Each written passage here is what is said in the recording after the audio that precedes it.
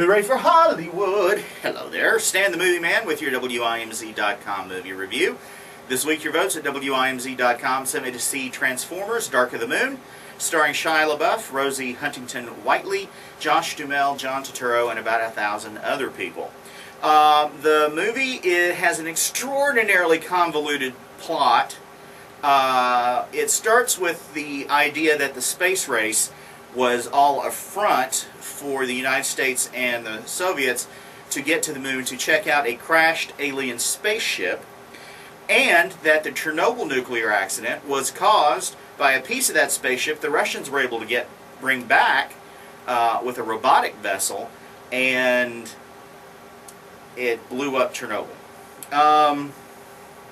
And there's humans who work for the Decepticons. There's a big conspiracy going on with former NASA employees who are dying or disappearing as a result of their helping the Decepticons.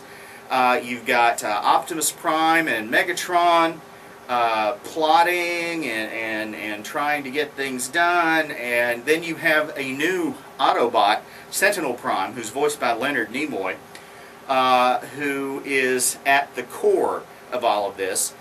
And what it is a device called the Pillars that can be used to transfer material from one point in space to anywhere else in space. If you have enough of them, you can really create a giant portal.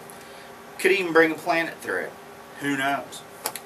And you know, you've got Sam Witwicky, Shia LaBeouf, and his new impossibly hot girlfriend Carly, Huntington-Whiteley.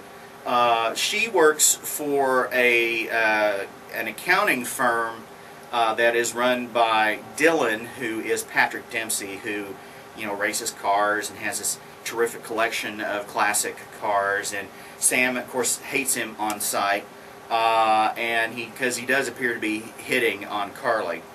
And again, very convoluted plot that eventually, of course, leads to a lot of robots turning each other into piles of junk.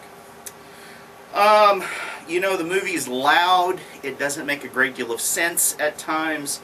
It takes giant leaps of logic. It ignores things like, you know, gravity sometimes, and the effects a large body in space would have on a smaller body in space. You know, I'm sorry, I still do not buy that a guy that looks like Sam Witwicky could get not one but two blazingly hot girlfriends. And, you know, Megan Fox's character is mentioned occasionally early on in the film. But, you know, forgive me, I liked it. It's one of those movies where you turn your head off, turn your brain off, you just kind of let it happen, let it assault you. And yeah, I'm sorry, I did. I enjoyed it.